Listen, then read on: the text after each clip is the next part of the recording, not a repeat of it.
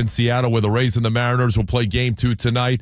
Rays manager Kevin Cash is finally back with us here on The Drive with your guy TKras, Tom Krasnicki, and Cashy joins us now. Kevin, welcome back to the show. How are you, man? I'm all right. How are you guys doing? Thanks for having me. Yeah, thanks for being had, man. We certainly appreciate it. I know you got your hands full, and I want to ask you about watching Randy Arozarena on the other side in that Mariners uniform. How weird was that last night? Pretty weird. You know, he came in and said hello to everybody, sat in my office for a little while. Look, we all had special relationship with Randy. And I think if you go back and look at maybe the success over the last 4 or 5 years, I've said it many times, he's been right in the thick of all of it. And, I mean, unprecedented what he did in 2020, but it seemed like, I'm guessing you would agree, Randy had a knack for rising on the biggest stage. And, we certainly miss him. We wish him well. And unfortunately for us, I figured Randy was going to be a little motivated yesterday, and he certainly was, and basically his hit changed the ball game. It sure did. I mean, you had the error by Caballero and then the dribbler by Raleigh that hits off the third base bag. I mean, that's the kind of luck that you've had of late, and then Randy comes up and hits the ball out the opposite way, and unfortunately you guys couldn't recover. How do you explain what's going on offensively really all season long? Now, you've got some capable guys who are more than adept at swinging the bat, but when everybody kind of goes cold at once, it's really hard to score runs and win games here. That's exactly what we're feeling. I mean, it's kind of, it's a little head scratching. The guys I give them a lot of credit. They're continuing to work. The effort has not changed.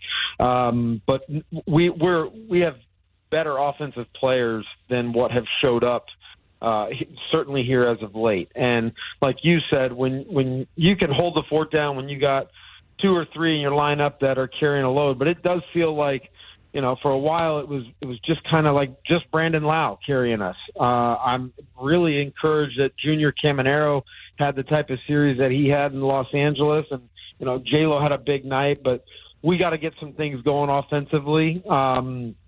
And I'd like to think that we have not shown the best version of ourselves as an offensive group yet.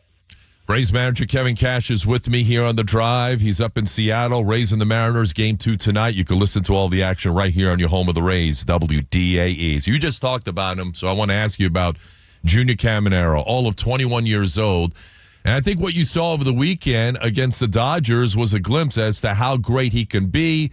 2 home runs. The one he hit off the 100-mile-an-hour fastball that's up in the zone, kind of going away from him, and he takes it and he hits it out the other way. I mean, that's special. That shows really good bat speed, the eye discipline and everything else. How good can this young man be? Because, you've seen a lot of good ones come in and out of that dugout. How special is Junior? He's very special. You described it really well when you said special, and I wouldn't dare put a limit on what he can and can't do. I mean, it's still very young, obviously, in his career, but I mean, he does things right now that physically most major league players just can't do, and that's hitting balls 115 miles an hour. He's done it, a handful of times already. I mean, he's going to hit the ball as hard as anybody in baseball, or at the tops. I mean, I think he's got the bat speed and the exit velocities, very similar to what you see of Aaron Judge, Vladdy Guerrero. I'm not saying he's those guys, but the track record to date is showing that he has the potential to be really, really special. And how fortunate are we that we're able to get him up here? We'll certainly he's going to play just about every day and take these next 6 weeks to where he can feel better about himself going into the off season, feel more comfortable, and really hit the ground running for us come spring training,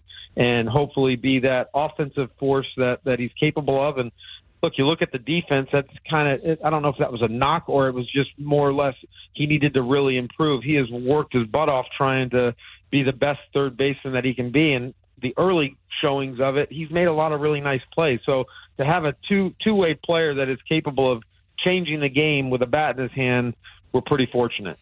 Rays manager Kevin Cash is with me. You've seen this over the last couple of years, all of these pitching injuries, and it's not just with your team, it's around Major League Baseball, but specifically with your club when you have guys going down left and right, and you just got Drew Rasmussen and Jeffrey Springs back.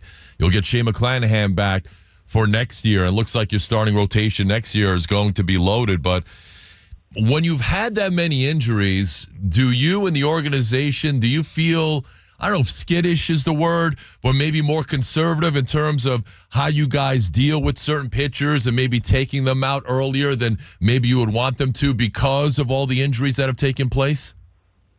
Yes.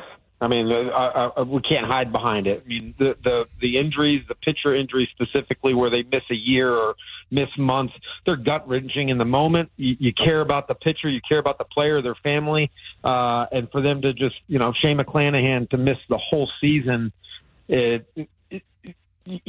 have to make decisions with that in the back of your mind. And we're Kyle Snyder and I, and we put our heads together with Eric, and we try to do the best we can to keep these guys on the mound, keep them healthy. And I'm the first to say it has not gone our way, but the work is not lost. I mean, in the prep and the conversations, it's constant trying to keep these guys in the best spot. I mean, I think you're seeing a little bit with Jeffrey Springs and Shane Baz, kind of the buildup that.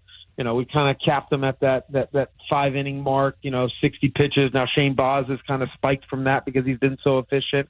And then with Drew, he's looked electric coming out of the bullpen. And I think I know we sat down and talked this season. We were going to work kind of more of a 6-out reliever and with multiple days off in betweens. Let's get him back acclimated and keep him healthy going in the off season. And then we'll have the conversations about the roles and all that stuff next season. I think the industry itself is working really hard to try to figure out how do we lessen the pitcher injury. I don't know if anybody that has that answer or that crystal ball. If they did, I wish they would let it be known, because it's not good for the sport. It's not, but look, it's and you know this because you've seen this the last few years. Everybody's coming up here throwing 95 to 100. Some guys like Mason Miller and some other guys are throwing well above 100, 102, 103 miles an hour.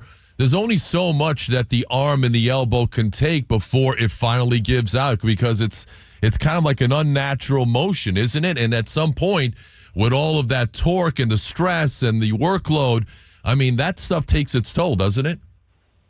It has to, right? And I think, what we're seeing here over the last couple seasons is that's what it's telling us. And like you said, today's pitchers are doing things that have never been done. I mean, it does feel like we're seeing 99 to 100 miles an hour basically every single night, whether it's from the starter or two back-end reliever guys. The way these pitchers work and how hard and how they commit themselves to being the best versions of themselves has pushed the velocity, averages up. And with that, some of the injuries have spiked as well. Rays manager Kevin Cash, we're so glad that he's with us here on The Drive on a Tuesday. His team will take on Randy Arozarena and the Mariners tonight in Game 2. Talk to me about the constant change. Take me back to the trade deadline, because so many big names get moved. So many new faces come in, like Dylan Carlson and Christopher Morel. For you as a manager, talk to me about the challenges of dealing with guys leaving, guys coming in. You're looking for name tags on certain guys. Who's this guy? Who's that guy? So how tough is that for a manager to try and, take everything in stride and kind of keep everything going? It's challenging, but there's two ways I view it. I mean, look, bringing in fresh faces and new faces, that can be very energizing. And the staff is pretty energized by this group, whether it's guys that we've called up from Durham or guys that we acquired via trade. At the deadline, I really applaud Eric Neander and his group. They had to make some difficult decisions, and they did. And I'm confident we're going to be better for it moving forward. In the moment, it's tough because you sit there and you look in the mirror and say, hey, I didn't do a good enough job of getting this team in a position to where those moves don't happen. But the fact and the reality was we were on the outside looking in. We were significant games back of the division. for us to be successful, and Eric says it better than anybody, we want to be contenders year after year. You got to make some challenging decisions. And, what we did is we gave up a lot of really talented players, but we also, in return, when you do that, in theory, you're getting back some really talented players that we could really, stick into our farm system, and our player development guys are going to continue to develop them. And I think we're going to start to see over the next year and a half that these guys are going to come up and impact our roster and kind of keep us afloat. But at the end of the day, the deadline, there's no doubt about it. There's anxiety. It was not a fun time looking at Zach Eflin or Randy or Paredes or Jason Adam. I mean, the list goes on because we care so much about the guys and telling them that they were going elsewhere because they were so important to us. So that's the biggest challenge. On the other side of that, to get to work with Chris Morrell and Junior Caminero and certainly Dylan Carlson, it's exciting, and it energizes the I think the group enough. Like, hey, are we where we want to be? No, we're not. We set a bar here and an expectation that we want to be playing in the postseason, and we're certainly a long way from that right now. But having new players to work with and seeing how, hey, these pieces could fit and help, and we might be working towards something special, it does keep it exciting. And the fight is there. I mean, figuratively and maybe literally. Last week we saw the exchange between Yandy Diaz and Jose Caballero. I mean, it shows that these guys care, and those things tend to happen over the course of a long season. You guys are on the road together. You're at the hotels together, and sometimes there will be disagreements, right? That's going to happen. I can't recall a season that I've ever been through as a player, as a coach, or now a manager where there have not been some disagreements. And I thought both guys handled it well. The emotions got them. These guys are very competitive. They want to win. We have been very clear we're not where we want to be, and we're trying to turn things around. I mean, the frustrating thing about this team or this season is that we just have not found that ability to go 8 out of 9, 9 out of 11. And I don't really want to look too far ahead, but in the past we've been able to do that and go on these runs. And, the clock's ticking, right? I mean, we're getting into the final month here and we haven't done it. So we're going to continue to try. But in the meantime, I do like the effort. I'm glad you said that, because when you're not hitting, it's very easy to say, oh, this team's flat. They have no energy. They don't care. That is not the case. No, we're not hitting like we're capable of. But if you're in the dugout and the energy that's, going through the game, the work going into the game with the effort and the energy level, I commend the guys. I'm really impressed the way they have not let the frustrations of the overall season come in and day out. They're coming into work and doing everything they can to help us win. Rays manager Kevin Cash is with me. His team will take on Randy and the Mariners tonight. We certainly appreciate a couple minutes of his time. But speaking of effort, you had to make a tough decision in the not-too-recent past, actually twice this year, when it comes to Jose Siri and maybe not him giving it his all. We know he's talented. He's got the speed and the power and the athleticism. He's got everything. But sometimes maybe there's a lapse in concentration. So tell me where you're at right now with Jose Siri and your relationship with him. I'd like to think, I'm confident our relationship is good. It's a very honest relationship. Jose Siri is he is a very likable guy. There's no doubt that, and he's not the only one that can lose concentration and focus at times. But you can say he might be the only one that can change a game defensively in center field. And we saw a really good player last year with the home run speed combination and then the superior defense. I know the bat has been a little bit of a struggle and inconsistency, but we're just asking all guys to let the one thing that we can control is the effort, and we're asking guys to take some ownership of that. And, having our conversations with Jose, he's very accountable. It's a challenge. Today's players, it's a tough game. I mean, right. The criticism, the critiques, and it can wear on you, and that can affect how you go about your business. But I'd like to think as long as we keep reminding and giving some positive messages that we're going to see the best version of him and the rest of our guys. But certainly another guy that we need to get going, because he can change a game in multiple ways with the power and the speed. And he's back in there tonight. Well, I see that you're not lacking the energy or the passion because last week you got kicked out of a game. That's twice this year. It's 18, by the way, for your managerial career. I don't know if you're keeping count of that sort of thing or what. But how do you balance, when to go out and dispute a call or stick up for one of your players? Because I know that resonates throughout the locker room.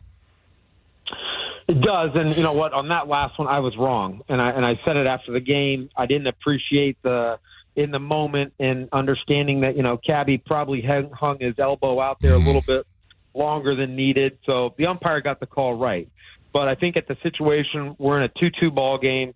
Cabby was leading off the inning in the 6th or 7th inning, whatever it was, and we really needed the base runner. I wanted him to get on base and felt like he deserved it. And then I go back in and.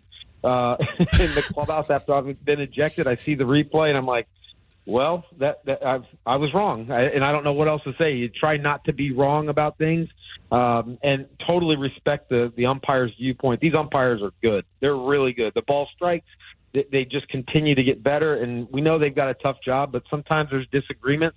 And sometimes you got to admit you're wrong. And that's what took place. All right. Wrapping it up with this, how would Kevin Cash grade Kevin Cash so far this season? How would Kevin? Oof, that's a tough question. Not good enough. How's that? I don't know if I didn't get very many good grades in school coming up, but you and me both. I feel like this team coming out of spring training was capable of doing more. And at the end of the day, I'm fortunate to have this position that I need to do a better job moving forward for the next 5 weeks and certainly going into the off season. But it is nice to know that this off season, there's some new faces to connect with. There's some new relationships to continue to build on. And we'll see where that goes. But I got to be better. Well, look, I think we all have to be better. But I got to tell you, I know you're not thinking about 2025, but when McClanahan comes back, your starting rotation should be outstanding. If you could just go on and get a couple of sticks this offseason, you made the playoffs 5 straight years. That's why the bar's always set high. And you're not going to want to write off this year, but I think the future does look bright for next year, the year after, and the year after that. I agree with you, and we're going to continue to play really hard and try to win as many games as possible and see if we can put some pressure on the teams that are ahead of us. We got 2 more left with Seattle. I think we got 6 with Boston.